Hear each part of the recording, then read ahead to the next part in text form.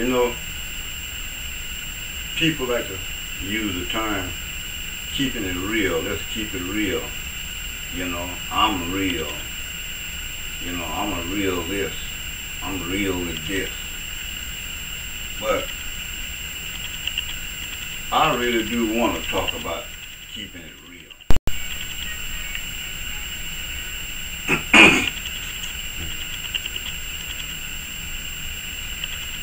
You know,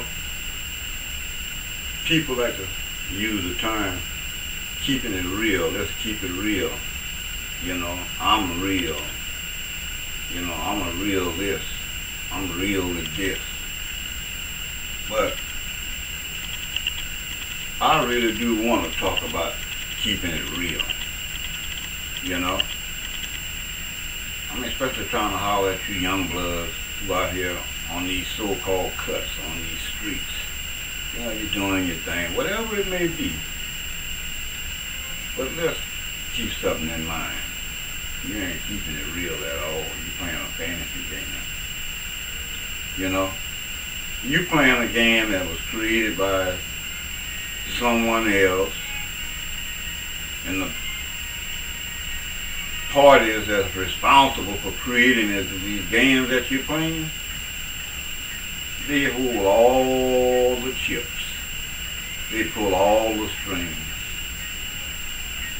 You know, you don't ever really get to play the game. Number one, you don't have the resources to compete with those who are bound by oath and by their own personal commitment to slam you, to ask you out. I'm just keeping it real. You know, back in the early 70s when I got to Angola, it wasn't long before I was there, and I noticed that out of the many thousands of prisoners that were there, the vast majority were of African descent. Matter of fact, I think the biggest part of the populace is from New Orleans, I think Baton Rouge and Shreveport, those three metropolitan areas. And then, you know, all the other respective localities. But no matter where these brothers were from, the one thing I noticed that they all had in common is that, number one, they were very poorly educated. Some of them couldn't even read.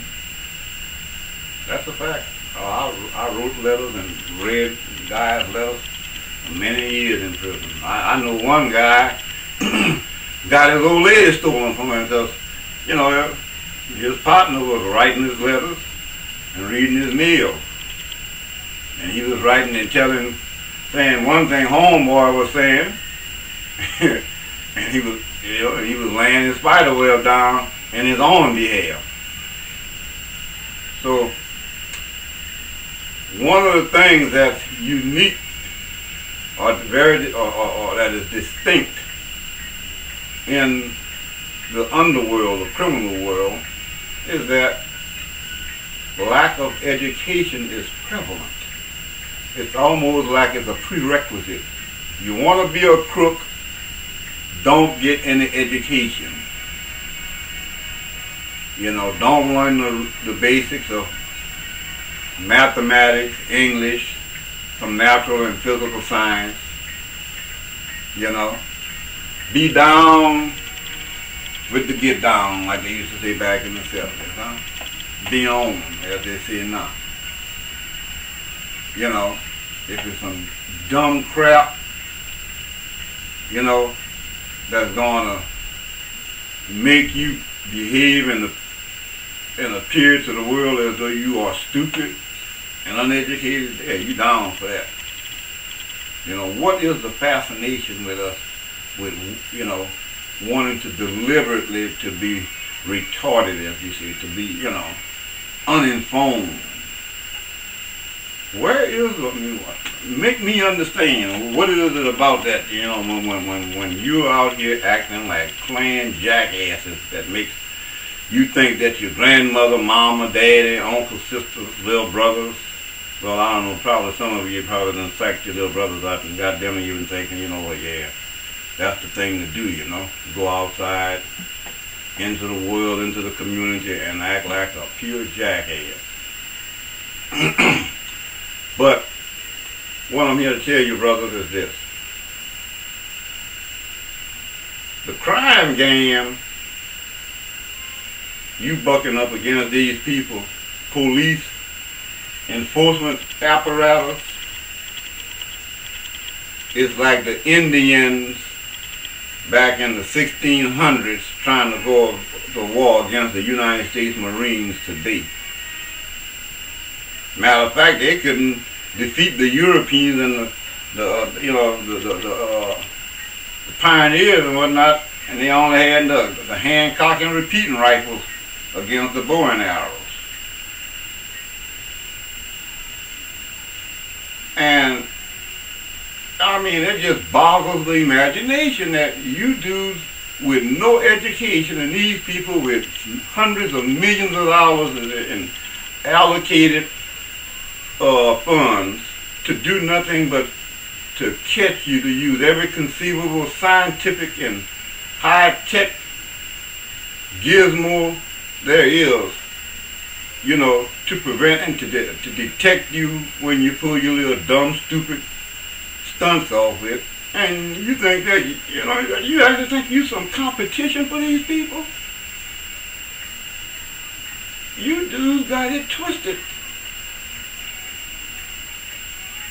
Or you need a massive supply of oxygen to your brain. You need to be walking around with oxygen tanks on your face. These people got millions of dollars. They go to school to learn how to prevent, detect, and to resolve crime. And here you are, 8th grade dropout. You go contend with them. You go hide in the dark. Hell, they got something better than even 20/20 day now.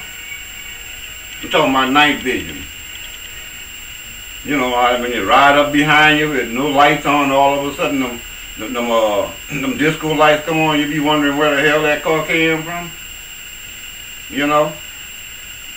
Or when you go in the coat, and they got you in the pitch black, where you thought you was in the pitch black darkness, and they got you on high def video like it was broad daylight, showing you, giving somebody that cookie or half a cookie or that dime.